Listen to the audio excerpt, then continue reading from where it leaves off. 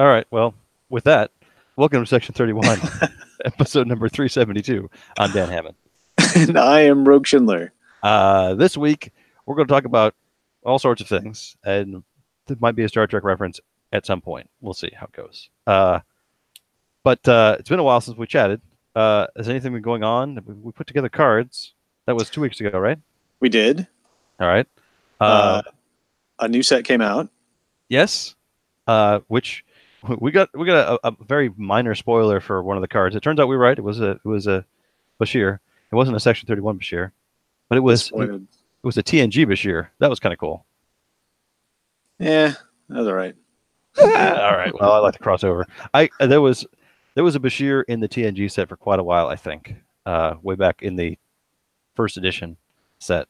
Oh, nice. But he never really made the cut because, for one reason or another, I think we just had enough feds. We needed everything else. That's where the Ferengi Quark with the TNG logo came from. Oh, sure. Yeah. Okay. There are new achievements to go with the new set. There's the standard, and I'm not spoiling anything because they are hidden, but or cloaked. But they have already been earned. People have gone out and played with them. So it's just a handful of release achievements to kind of whet the appetite for the new year. So it's nice to have those out with the release of the set. Yeah. I don't think there was any Shattered Mirror promo card, so there's no release card for the set. So I don't know if one's going to appear that we can send out later or what. But one was the artwork, the printed cards never made it my way. So, apologies for that. But while we're talking about the promenade, we have a lot of things that are finally up, and there was a major glitch that was holding things back for about a month or two that's been finally cleared up. So, the backlog is going to be cleared out, and there should be plenty of things available. And we should have new things available on the 1st. They should be ready to go live. I know we've made a couple of the sets for 1E and 2E. They look fantastic. I don't think anything's been spoiled yet, so I won't say anything else. But they're kind of thematic. They look great. So I'm excited to have those. We'll see those go up. And anything that, and everything that's left over, we'll be able to release those as well. So, that's going to be great. Excellent. I think that's a major revenue stream for the continuing committee. It's nice to keep the lights on. So. If you're a tournament director, requisition a kit, and I'll send it your way. All right. Anything else Trek related we could talk about? Well, we did just vaguely touch on the very end of the last episode, something that has since consumed many hours of both of our lives, I believe, and that is Star Trek Fleet Command. Yes. In fact, I've got it open right now. I'm blowing up level 15 ships in the Devina system. Yep. Because that's what my daily goal says, and I'm strong enough to do it without taking very much damage now, as long as my shields recharge. I started playing this after you mentioned it, and I don't think I've stopped. There's probably a statistic somewhere to show how many 10-minute free chests I've opened over the course of this game. And I'm going to guess it's far too many. A lot. A whole lot. I've had a great time. There are a lot of elements that I don't appreciate, but I can appreciate from an economic standpoint. Like, they did this clearly so you spend money. Yes, very much so. And as a free-to-play game, I can't complain too much about that because I haven't paid anything yet. But nothing's really caught my eye about, pay $5 on this or $10 on that. Nothing's really jumped out at me. Yeah, I think knowing in advance that their business model has been skewed so that everything that you see right now looks like a really great deal, and that the second you buy anything, all of the prices are going to skyrocket, has really made me just not interested. Like, there have been a couple times where I'm like, oh yeah, that might be worth just a couple of bucks, sure. But that's it. You're going to spend that couple of bucks once, and then you're never going to be able to get that low price ever again, which is, I don't know, I feel like kind of disingenuous. Like, I guess they just want to hook you, and they think you're going to to keep paying larger prices. But I think that's part of why Star Trek Timelines has been so successful. Is they do have, for a nickel and dime style game, their prices are still kind of nickel and dime. They have their giant, high priced, super duper guy every event, but every now and then they throw out really good deals. That even though for people who have bought actually they still have the monthly dilithium, which is still a really good deal. $4 for the month, and you if you're patient and you are diligent and you log in every day and get your dilithium, you get like a really great value out of it. That's the one where you just check in every day, and as long as you check in, you get it. Yep. Nice. So like I'm pay $4 for something like that because I do check in every day, and I would be happy to spend something like that, for something extra. That yeah. said,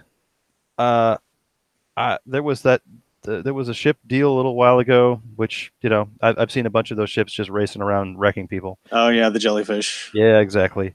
But other than that, I've been having pretty good time, I would say. I mean, I wouldn't be playing if I wasn't otherwise. And my stuttering speech pattern indicates that I'm playing right now. But I like the sending ships around everywhere and going off and doing missions. I really like following the mission paths. They did a lot of work. I saw somebody complain about typos, but I just figured that was the AI you're talking to, just having. Oh Yeah. Oh, that's a glitch in Gaia, not yeah, the game. exactly. And I'm gonna warn you, my camera went out, so I think my computer's gonna crash here in a second. So if I completely disappear, I don't know. Anyway, I've been enjoying the game. I haven't spent anything yet, but I'm at that magical level 14, and once you get to 15, full player versus player comes online, and I'm worried about my station getting attacked and all kinds of stuff. So I'm just gonna max out everything else, and eventually, I'll take the trip. But I'm not gonna do it until I've got all my defenses maxed out, all the research maxed out, everything. Move your station to some far reaches of some unassuming system. Not really. I'm kind of in the middle of it. The guild that I'm on said, "Hey, here's a good spot. It's not very well. It's not very occupied." So I just jumped in and said, "Okay, I'll move over there." And it's kind of in the middle of everything. So it's on the higher side. I think it's like level 12 or something. But it's been fun. I've been playing way too much. Lately, I've had an opportunity to just open it every once in a while and just go here, go there, or leave it open and click through things. I don't know if it's recent or I just noticed the daily quests will keep me busy. Defeat this many guys, mine this much stuff over here and over there.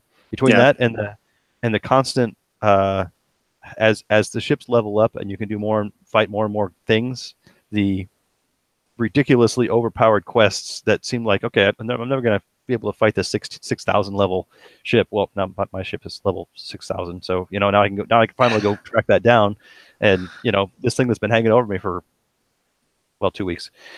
I finally take care of that. Like a lot longer. Yeah. I haven't gotten. There were some obnoxious mining ones where you've got to mine all this rare resource that you can only find in 1 or 2 or 3 systems, and then they're constantly over conquested for. It's scarce, so everybody wants it. I haven't seen one of those in a while. I got one that said, just find some level 3 stuff and just do a little bit of each. I'm like, I can do that over there, and it was done. So no more mining that one. Yeah, like I said, I've been having a good time. The next upgrade is like a day and 3 hours for my ops. So wow. and after it's done, everyone is free to attack my base. So I don't know when I'm going to pull the trigger on that. I've still got a couple of buildings that aren't maxed out yet, and there's a couple of research points that'll still increase defense a little bit more that I need to finish up. Yeah, that definitely seems like the way to go. Max everything out as much as you can, including your ships, and before jumping out there. I've been having a good time with it. There are a couple of things that, I mean, obviously I wouldn't keep playing if it was that inhibitive, but I'm not really a fan of the mining system, like that you're just completely exposed and defenseless when you're mining something, and somebody can just come along and waste you, and you lose everything that you've mined up to that point. Um, and your ship just kind of sits there even when it's done mining. And and something I found the hard way is, even when you are below the PvP level, like you're not supposed to be able to be attacked by other players until you level up to level 10, but that is also waived when you are mining. Yeah. So Yeah. you can just get, you completely get wasted. And I was like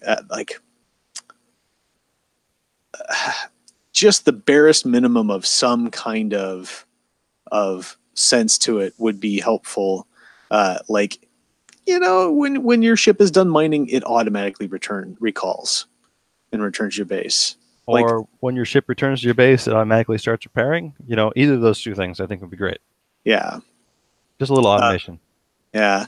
And I'm just getting to that level where the next ship I've got, or the current ship, the higher level upgrades are requiring resources that you can only get through mining, Yep. and that's becoming frustrating. But I'm going to keep at it. My base is 2 systems away from one of those resources, and so I can usually kind of get in and get some and get out pretty quickly, or at least, not push my luck too long. Mine a little bit and then run home, and mine a little bit and run home, and hopefully I can keep moving fast enough to not get hit. But Yeah, I've got the ship out mining ore right now, and it says an hour and 19 minutes to go, and I'm at 2,000, and I'm thinking I probably should just pull the trigger and bring him home. oh yeah, yep. Yeah, I think I'll do that right now. Yeah. Um, I did like the trick you mentioned about finding someplace far out in on the edges. I did find a wiki that had a list of all the things that different systems are supposed to have, but I guess like a lot of those lower level systems have a whole bunch of what's it called, um, Durasteel, Yeah. whatever the main one is, uh, Parasteel, Hmm. but they only have like one out of like the 30 asteroids or whatever that you can mine there in the whole system has tritanium, and if that gets mined, it's gone until whatever respawn rate Yep. switches. So you could go to a system that's supposed to have some and there won't be any, or you'll get there and there'll only be one. But there's several like level 9 systems like right on the edge of these little rim clusters of systems. And if you can go out and catch one of those, they're usually full of like lower level, 7 and 8 level bases. So I can track out there with my level 12 ship, and if I'm lucky, park on that mine and Yep. take both my ships and swap them back and forth. It's like, okay, you've got a decent amount. You go home, and I'm going to jump right on there so nobody else can get it before I can. Yes. I did have. So, are you affiliated with any group yet? Yeah, I just picked a random. I got kind of disheartened when I'm on apparently a different server than That's the disappointing. the TCC, and I sent a message to them. I was like, hey, look, this was a big part of me wanting to play, was getting to play with all my friends. I would really like to be in the same fleet as them. You know, what can you do about that? And I haven't heard anything back from them. Hmm. Uh, Yeah. s- Between the not being on the same server as me and not being on the same server as the Trek org, that is disappointing. I mean, because I can imagine a couple of people who are online all the time, hitting that help button all the time would make things a lot better, a yeah, lot more interesting. Constantly donating to the cause to level up the affiliation, the alliance, or whatever. Yeah, that is disappointing. I don't know if you can jump. If there's a that should be you should be able to once or twice just jump from one server to the next so that you can see if you're on the same one as your friends. yeah, because that's something that I know, like other games, you have to pay to do, and Ah, like if it was not exorbitant. I don't think a mobile game, but like World of Warcraft, you Mhm. could pay once or twice and switch servers so you could be with your friends. But at least there, you like knew in advance going in, you are going to be on server X. If you sign up for server X, all of your characters are going to be on server X, and you're not going to be able to see any of your friends on any of the other servers. Are you okay with this? Yeah. And there's none of that going into this. You just kind of randomly sorted into wherever. Yeah, apparently the Sorting Hat put you in a different universe than me. Yeah. Disappointed. Yeah. Um, yeah, it's probably going to be another day or two before I hit the 15 button, and then that means another day before I'm actually 15. But I'm going to keep playing until I saw a post on Reddit that said once you get to 25, there's nothing to do. So don't don't race to 25 if you want more fun Uh, after that. I wouldn't be surprised if they just hadn't gotten that far as far as building stories and background. Maybe they keep doing it. I don't know. Sure. Well, like everything is set up to level up at 50. Like it looks like everything maxes out at 50, but if they haven't, I mean, it's a relatively new game, so yeah, there's not that many players at that high level. Then then they probably are hopefully think that they have a cushion to work Yeah, on developing that higher level stuff. yeah. I'm on a I need a ship with a little bit more range so I can get deeper into the Romulan system so I can start. Actually, I saw if you go into the Federation space, when you click on the cruisers that are just running around there, like the Federation, just a security ship. If you attack it, your Federation goes down and everything else goes up. So you can Ha! go you can go to the Federation and beat up a bunch of those ships, and then go into Klingon space and beat up a bunch of those ships, and by default, And Romulans will pump go up and everyone else will go down. pump up your Romulan. That's funny. Yeah, Hey, we hear you like beating up our enemies. if How'd you like a job? if I keep getting quests that say, "Hey, just beat up 15 guys," or 20 guys at level 15, and they happen to be that level, who am I to not just going to find an easier spot to go? Uh, Yeah, yeah. at some I point, I'm definitely going to relocate my base into one of these Romulan positions because that sounds pretty cool. But they're all really high level. I can't get. I think 21 is the highest system I've been to, and these start at Wow. 24 and higher. So I can't. My warp drive's gonna take much more of that. I can get quite in there soon. Yeah, I posted up at the edge of Klingon space, but I haven't been able to make the warp into there yet, or any of the other spaces. So I'm just gonna wait and see uh, how high I can pump out my warp. Uh, I'm sure you probably have discovered this already, but I did find a nice hack as I was trying to get to a system I couldn't get to that I was aware had some mining stuff. If you put Scotty in your bridge crew, he increases your warp by 2. Scotty is in charge of my mining ship. Nice. Yes. Originally, he was in charge of my attack ship, and I had Kirk and company in charge of the mining ship because that's the one that was getting blown up all the time. So I figured I'd pump it up as much as possible. Sure. But I swapped him out because that just seemed like a good. And Sulu was in command for a while, but Scotty just made the ship so much better, even at a higher level. Sulu is second in command now to Mr. Scott, no doubt. I never ever get even remotely close to the capacity. Like as far as I can tell, the only advantage to the mining ship is its enormous cargo capacity. Yeah. And I never even I don't even get halfway full on my regular ship. So I don't really see an advantage to that. But I did get a random Klingon scrub who like increases the travel speed of your ship by 25% when your cargo bay is not full. So he is the captain of my mining ship. Yeah, I so guess that I so. can book it out there and get to those minings, since I have to run back and forth anyway.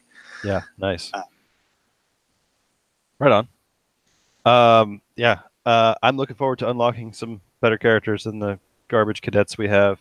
I'm looking forward to seeing what happens when we hit that 15 and yeah, see if the world falls apart or not. that should be an interesting turning point to see what the fun level does at that point. Yeah. Excellent. Right on. Should we talk about the other long-term game that we played a bit? That's what I was just thinking, Yeah. because I've been thinking about it a lot. So we've got this game called Gloomhaven that we've been playing for Almost a year. Almost a year now. I was going to say I don't know if we put dates on the original spreadsheet to see how long Well, we've been playing. we started on the boat, and that was the second week of January. So We 11. Did we start? Yeah, we did like a random dungeon before that, but the campaign we started on the boat. Okay. Wow. All right. That's fantastic. We've got it's a long term dungeon crawl. There's a story. Uh, it's pretty good. We've had a great time. All four of Uh, us, three and a half, managed to put aside some time on Friday and get a couple of games in. I think we played 3 scenarios. We finished 3, 4. 4. Yeah, Yeah, awesome. the last one made 4.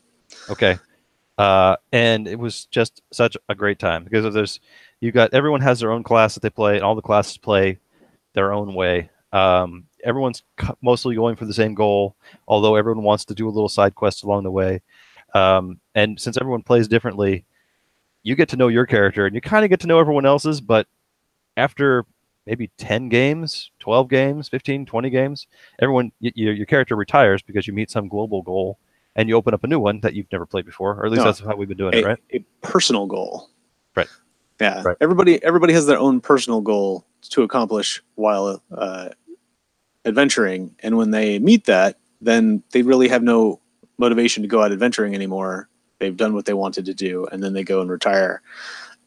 And based on the sort of state of the game at that point, you it that battle goal or that personal goal unlocks a specific sealed box in the game. Yeah, that's one of the things about this game is there's a lot of sealed things that you don't get to open until the box says you do. So we've opened about 3/4 of the different character classes, but there's still a bunch that I mean we reference them by the pictures on the outside, and I don't even know what they're called. There's like a one we call the Triforce. There's the 3 arrow ones, and there's the Eclipse one. Um, I don't know what any of those do. I think we've unlocked one that we haven't played with yet because we had some kind of side. We the prosperity or no our reputation as a group went up high enough that we unlocked something. But I don't. I think I've looked through it, but I don't know what it's going to do. Uh, Yeah. it's been fun. Yeah, and it's been really interesting to watch it evolve. There's a storyline to the game. There's a storyline to each of the characters. We just actually, to sort of give you that flavor of adventuring and the random encounters, Gloomhaven is the name of the city where it's centrally located. And that's where you have to go back to eventually to return and get quests and level up and everything. But every time you go to an adventure, first you can choose to have a city event, which is a random occurrence in the city and can have a good or bad outcome. And then there's a road event, which is something that randomly happens on your way to whatever quest you've decided to do. And both of those are random decks of cards. And when characters join the party and when characters leave the party, they have specifically numbered cards that have been sealed and set aside that you then add to the adventuring deck when they join and or leave the party. And just this week, just when we played, we had a former character, one of your initial character who has since retired and left the party, showed up in one of those road As a events random encounter, yeah. as a random encounter. So our new party, who's never met this guy, but it's Dan's old character, shows up and is like, "Oh, hey, thanks for the help. I could use you doing XYZ. Let's go and check that out." Yeah, so it gave us a new quest, a new something unlocked on the map. So the map is a big map of the area, the city, and the surrounding lands. You know, the swamps over here, and there's a river, and there's mountains. And every time you unlock something, you take a sticker off a sticker pad and put it on this numbered spot. So now you can see a new place to go. And then you take a pen and you mark up the board when you've already done it. So we've got a couple dozen stickers on the board, and a lot of them are marked up. But we've got a lot of different paths to go down. And early on, we had to choose: are we going to help this particular person that might be a bad guy, or are we going to, fight against her? And once you choose one, you can't go down the other path. That's right. They are mutually exclusive, and it affects your party reputation. with everyone, and that repetition can have effects on future city events and road events and scenarios, and it affects the adventures that are left open to you, the paths that you can take. So it's Yeah. really interesting. It is really the legacy game till end all legacy games. If we played, what do you think about 3 hours a session? 3 hours per scenario? Yeah, something like that. 2.5, 2.5, sometimes 3. And the book comes with 100 scenarios Yeah, just short of that. plus all the single player. There's a little booklet that every character class can run their own single player adventure where they have this own personal goal, and you end up with an item that gets added to your deck, and then later on anyone who plays that class can acquire it. Um, Plus, this was a Kickstarter game, so it's still being actively developed. There's been two little mini campaigns that have been released after this. So once we get through all this, we can go through those. We're gonna be playing this game for a long time, um, which is why we need to pick up the pace a little bit and try to. We're gonna try to get together a little bit sooner than once every 3 months. Yeah. But it was great. We had one of our players couldn't make the trip, so we had two computers set up. One pointed at the table, so we could see their face and they could see all of us. One connected to a camera that was dangling from the ceiling, pointing down at the map. And we needed a third one that had to have there's an electronic companion app that you can run to keep track of monsters. We need that on a third screen so that person can see that too. We'll do that next time. Yeah. The third laptop. One of the great things about the game is that it runs itself. There are very specific, very developed rules that the monsters follow based on like who is closest to them and who's gone first and who has whoever's going to be their focus and everything. So nobody has to be the GM, and it's still a cooperative game. But there's a lot to follow, and there's a lot of logistics to manage, and that app is just bonkers in how helpful it is.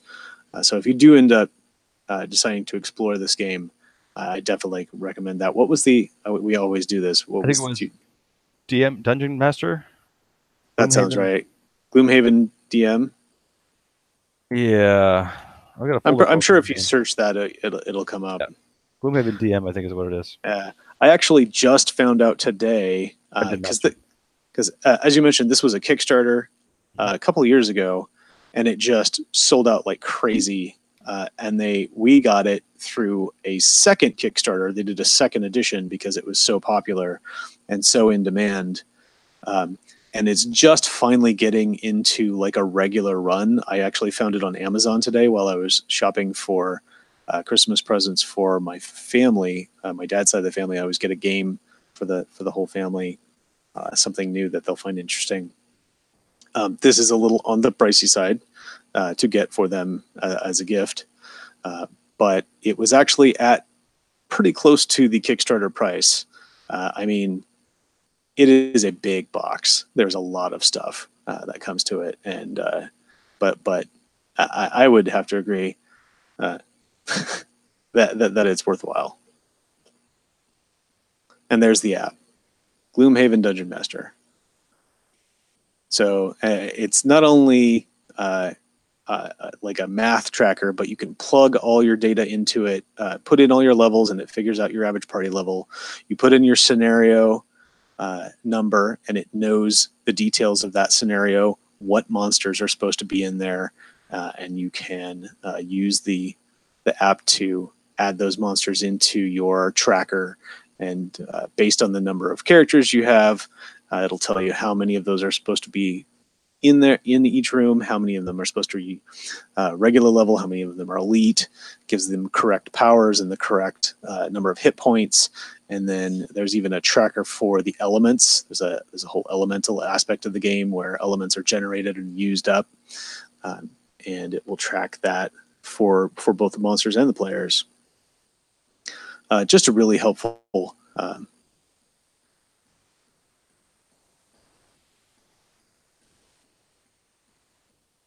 tool. I think we are frozen. I think we lost Dan.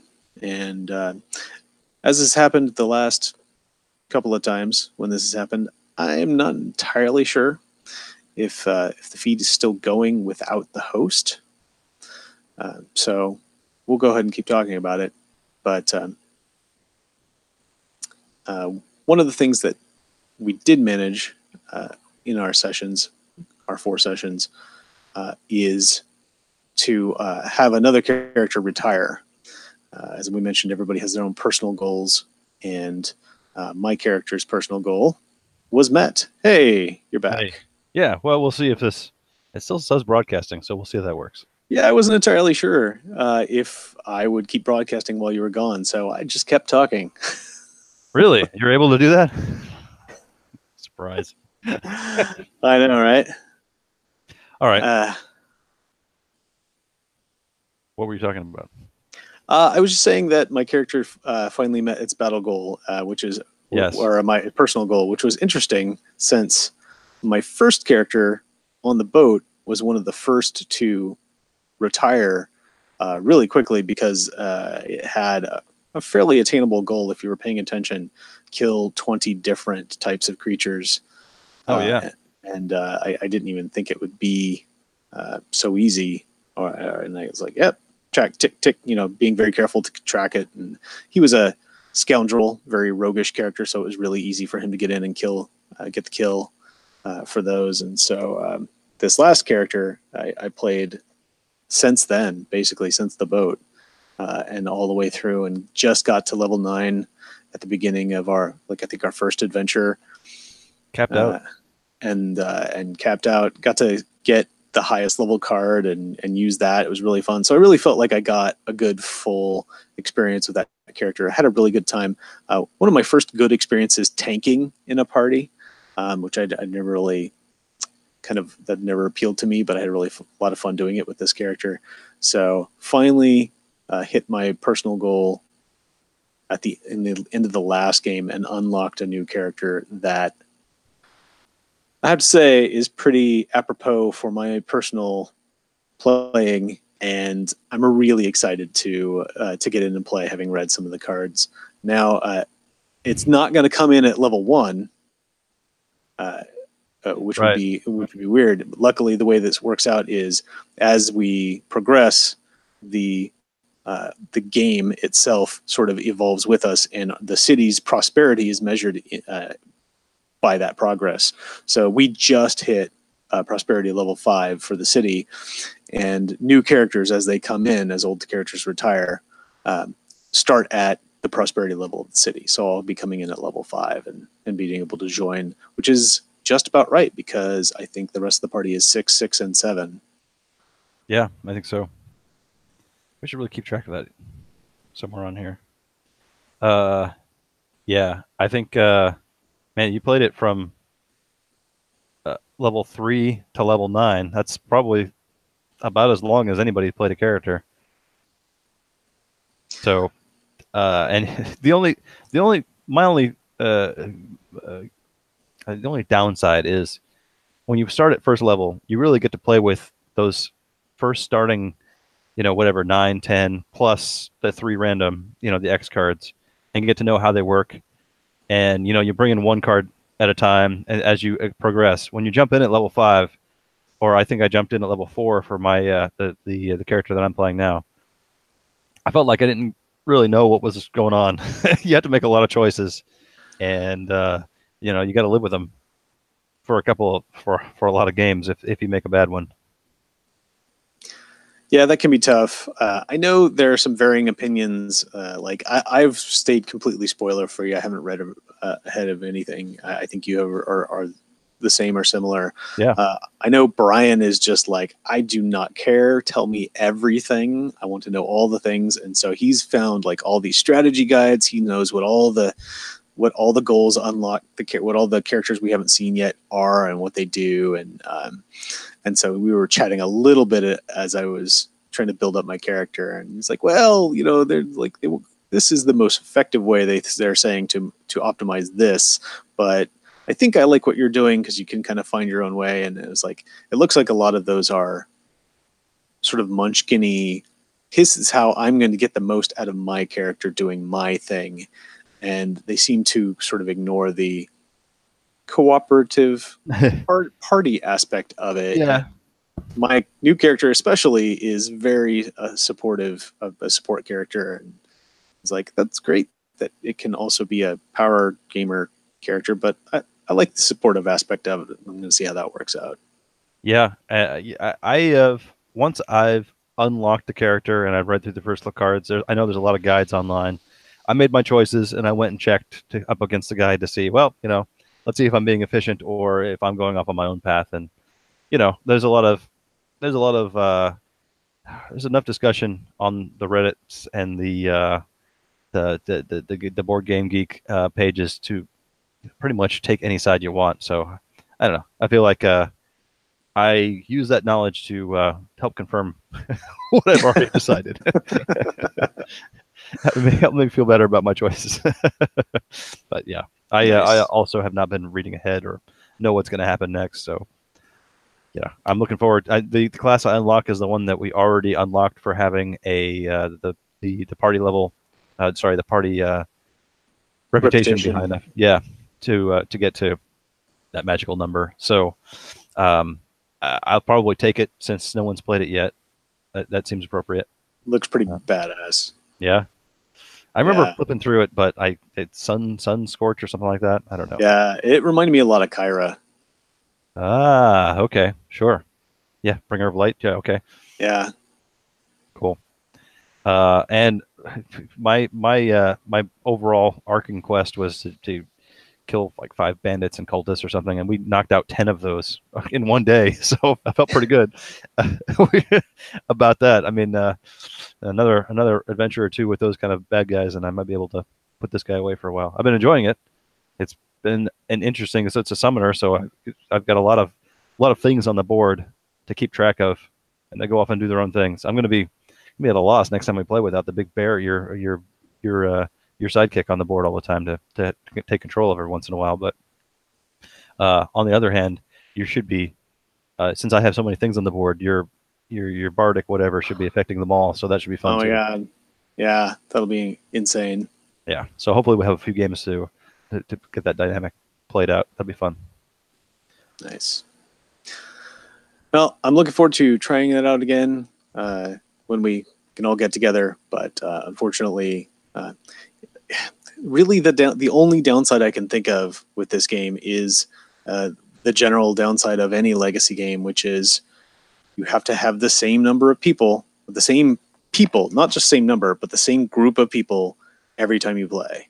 And I mean, you don't need to all be there. The game is actually pretty forgiving with that. Like, just the people who are there aren't there won't get the experience. So you can kind of come and go. I suppose you could have multiple people playing and only ever have 4 playing at a time. Yeah, and then just have people just catch the lowest level, uh, keep up with the prosperity level if they don't get XP enough to level up. yeah, but it's But you're right. in general, like especially as a party, it's really about you want to have those same 4 people playing every time, or the same 3 or 2 if you have less. But if you have a larger group than that, that makes it difficult to be like, this is what we're playing this week, and if you're not playing in this game, we can only play 4.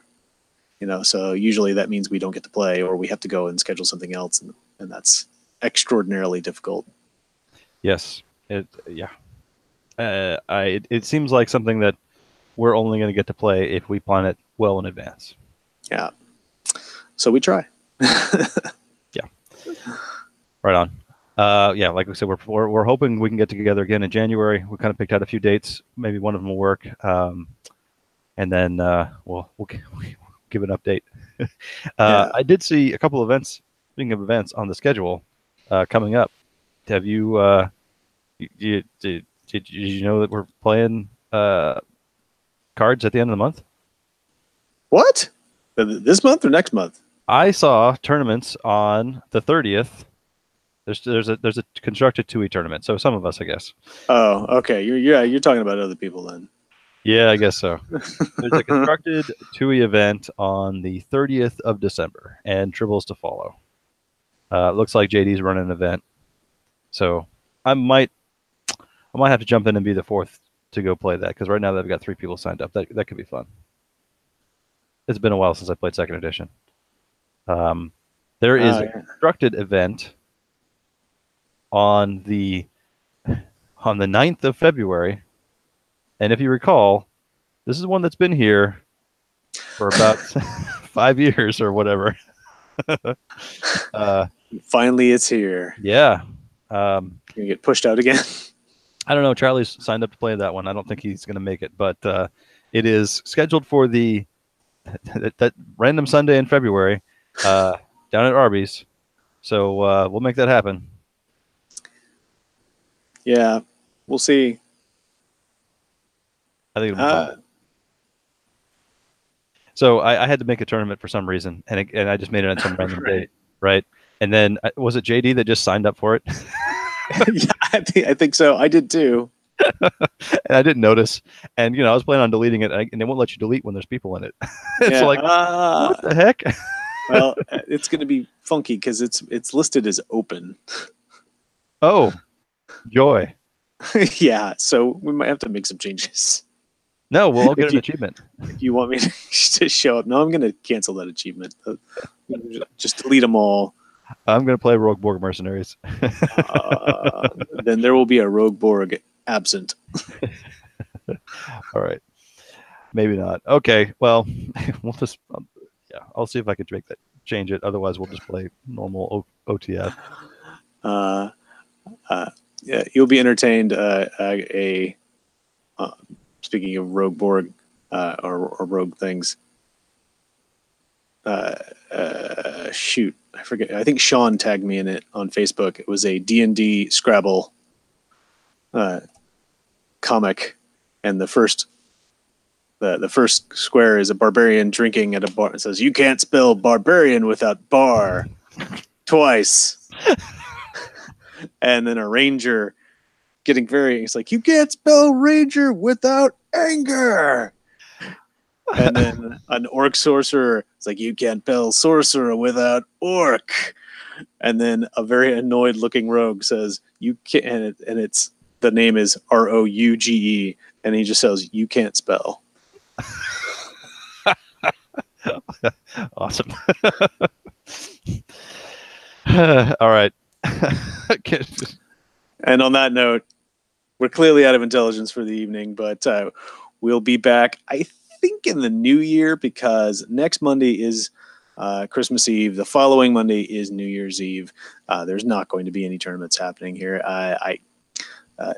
Even if there is the one on the 30th, I don't think we're going to talk about it on New Year's Eve. You'll have to wait, and we can come back. We're back on the 7th then. How's that sound? The 7th is actually, I'm going to be on a plane, but I should be back by then, and I certainly won't be jet lagged from Vancouver because we're in the same time zone, but I might be a little exhausted, but I'm sure we can try to do something that evening since we'll be so far gone, and I can talk about my trip. I'm sure we'll I just realized I'm going to be teaching all day, so I'm not going to want to talk, but we'll do something that day. We'll make it a short show if nothing else. We'll figure something out. Yeah. All right, very good. In the meantime, I am Sir Rogue. Still Sir Dan. And I'll remind you all to expand your power in the universe. And I will draw to end.